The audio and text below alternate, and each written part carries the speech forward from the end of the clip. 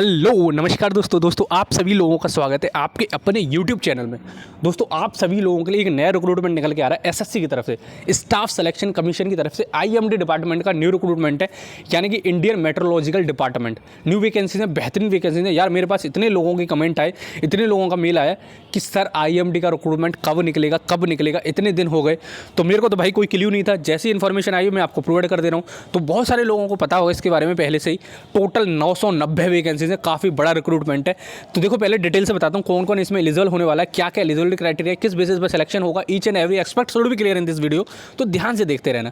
देखो यार, अगर आपने बीई बीटेक कर रखी है, डिप्लोमा कर रखा है, या फिर कोई और बैचलर्स डिग्री कर रखी है यानी कि बीएससी कर रखी है, तो आप इसमें एलिजिबल हो जाते हो। अब मैं पर्टिकुलर स्पेसिफिक ब्रांच की बता देता हूँ, जिससे कि किसी का भी टाइम वेस्ट ना हो। Time is very valuable.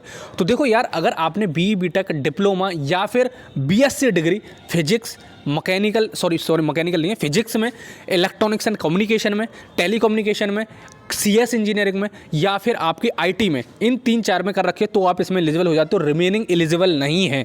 Form भर दोगे तो पेपर क्रैक नहीं होगा। एलिजिबल तो वैसे बहुत सारे लोग हैं, लेकिन पेपर क्रैक नहीं होगा, क्योंकि इन तीनों का ही पेपर है इसमें, इन तीनों का ही सिलेबस है इसमें। ठीक है, डिटेल से बताता हूँ क्या होने वाला है। देखो बीएससी, डिप्लोमा, बीटेक, इन 3 में से अगर आपने कोई एक डिग्री कर रखी है, उसके अलावा फिजिक्स में कर रखी है, इलेक्ट्रॉनिक्स एंड कम्युनिकेशन में कर रखी है, आईटी में कर रखी है, सीएस में कर रखी है, तो ही आप इसमें एलिजिबल हो जाते हो। आई थिंक इतना क्लियर हो चुका है। अब देखो मैं आगे बताता हूँ आपको।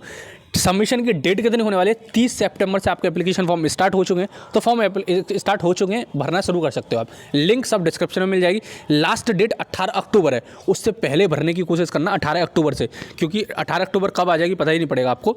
ठीक है दोस्त, उसके बाद में जो एप्लीकेशन फॉर्म भरना, देखो एसएससी ने कराया तो 100 रुपये तो फीस होने वाली है, वो तो सबको ही पता होगा, जग जाहिर है।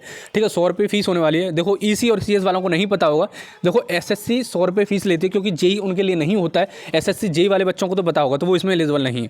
ठीक है, तो ईसी वाले बच्चों को बता देता हूं कि 100 रुपये फीस होने वाली होती है। और एससी और एसटी और ओबीसी, इन तीनों को, दोनों को फीस नहीं देनी होती है। ओबीसी, अनरिजर्व्ड और ईडब्ल्यूएस को 100 रुपये देने होते हैं। ठीक है, तो फीस तो बहुत ही कम है। पेपर आपका जो होने वाला है दिसंबर 2022। देखो यार, इतनी जल्दी एसएससी से एक्सपेक्ट नहीं किया जाता कि इतनी जल्दी पेपर कराया जाए, लेकिन इसका करा रही है। ठीक है, टोटल 990 वैकेंसीज हैं।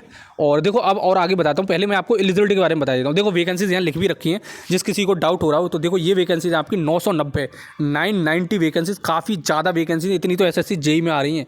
ठीक है, 1800 के आसपास है एक्सपेक्टेड, लेकिन लास्ट टाइम 700 के आसपास ही आई थी। तो बहुत बड़ा रिक्रूटमेंट है। केवल 3 ब्रांचेज एलिजिबल है और 4th मतलब फिजिक्स है। ठीक है, और आगे और आपको दिखाऊं तो मैं क्या क्या दे रखा है। देखो पहले मैं एलिजिबिलिटी के बारे में बता देता हूँ। एज लिमिट देखो 30 होने वाली है। एसएससी ये सारे ऑलमोस्ट सारे फॉर्म में 30 ही होती है। कितनी यहाँ पे दे रखी है एज लिमिट? देखो 19 अक्टूबर 1992 से पहले पैदा नहीं होने चाहिए आप, और 17 अक्टूबर 2004 के बाद में आप पैदा नहीं होने चाहिए। इन दोनों के बीच में ही आपकी डेट ऑफ बर्थ होनी चाहिए। ठीक है, फिर रिलैक्सेशन देखने को मिल जाएगा। एससी एसटी ओबीसी को 5 साल और 3 साल का जो मिलता है वही देखने को मिल जाएगा। अब सबसे पहले मैं बात करता हूँ आपको क्या एलिजिबिलिटी क्राइटेरिया, किस बेसिस पर आपका सिलेक्शन होगा, क्या आपका डिग्री होनी चाहिए जब आप इसमें एलिजिबल होने वाले हो।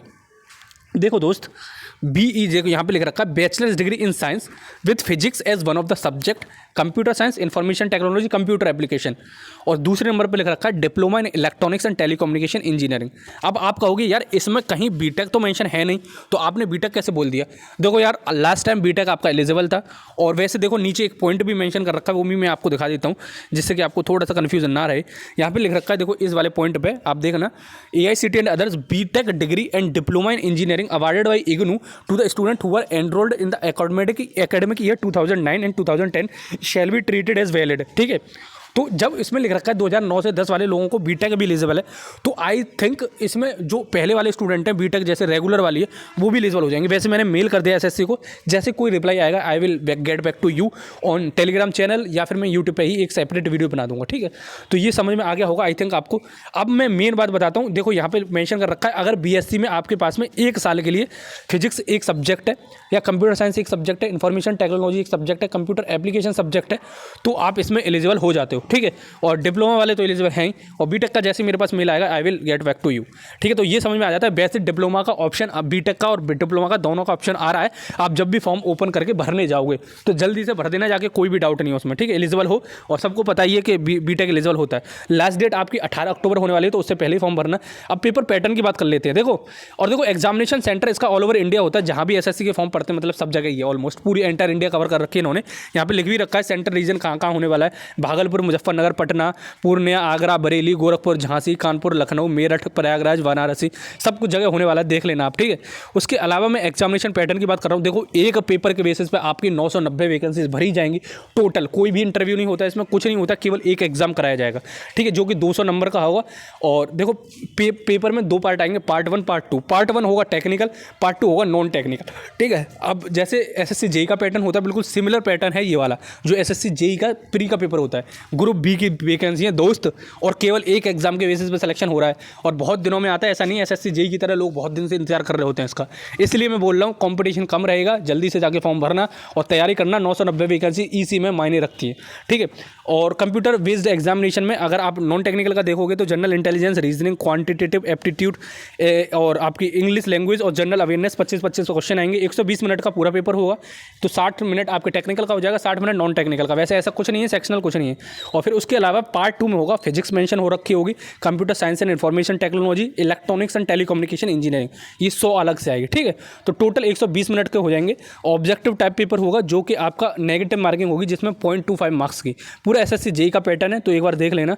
टेंटेटिव आंसर की वगैरह सब कुछ दे रखा है इसमें, और सिलेबस भी मेंशन कर रखा है। जनरल अवेयरनेस में क्या सिलेबस आएगा, क्वांटिटेटिव एप्टीट्यूड में क्या आएगा, इंग्लिश में क्या आएगा, और फिजिक्स का अलग से मेंशन कर रखा है। फिर ईसी का भी मेंशन कर रखा है, सीएस का भी मेंशन कर रखा है। तो सबका सिलेबस अलग अलग मेंशन कर रखा है। यहाँ देखो एडमिशन टू द एग्जामिनेशन, ठीक है, सब कुछ मेंशन कर रखा है। तो एक बार जरूर से भर लेना, देख लेना इस नोटिफिकेशन को पूरा डिटेल से, क्या क्या इसमें मेंशन है और कितना कितना सिलेबस है, क्या क्या पढ़ना है, ठीक है। सबकी लिंक मैं डिस्क्रिप्शन में प्रोवाइड कर दूंगा, तो उसकी टेंशन भी बिल्कुल नहीं लेनी है। तो जो कोई भी एलिजिबल कैंडिडेट है जल्दी से फॉर्म फिल करना, और तो कुछ मेंशन नहीं है, और तो सब इसमें रिलेवेंट सी चीज़ें, और एक बार पढ़ लेना जरूर भरने से पहले। और 18 अक्टूबर दोबारा से कहीं लिख लो, इससे पहले आपको एप्लीकेशन फॉर्म सबमिट करने हैं अपने, ठीक है। तो आई थिंक आपको समझ में आ गया होगा जो कुछ भी मैं बताना चाह रहा हूँ, और बचा कुछ है तो इसमें रिलेवेंट सी चीज़ें, ठीक है। और ईडब्ल्यूएस वाले लोगों को बता देता हूँ मैं, जिस किसी का भी ईडब्ल्यूएस का सर्टिफिकेट बना हुआ है वो इसी फाइनेंशियल ईयर का होना चाहिए, यानी कि आपके अप्रैल के बाद का होना चाहिए। 1 अप्रैल 2022 के बाद का आपका ईडब्ल्यूएस सर्टिफिकेट होना चाहिए, ठीक है, मेंशन कर रखा। और ओबीसी वाले कैंडिडेट का सेंटर वाला होना चाहिए, स्टेट वाला मान्य नहीं है इसमें, ठीक है। तो मतलब आपको पता ही होगा सेंटर और स्टेट का क्या चक्कर है। तो आई थिंक आपको समझ में आ गया होगा। जो भी डाउट हो, कैसा भी, कुछ भी, छोटा बड़ा चाहे कैसा भी, आप कमेंट बॉक्स में पूछना, टेलीग्राम चैनल पे पूछना, कहीं भी पूछना, I am there for you, ठीक है। चलो फिर मिलते हैं अगली वीडियो में, जब तक के लिए जय हिंद, जय भारत।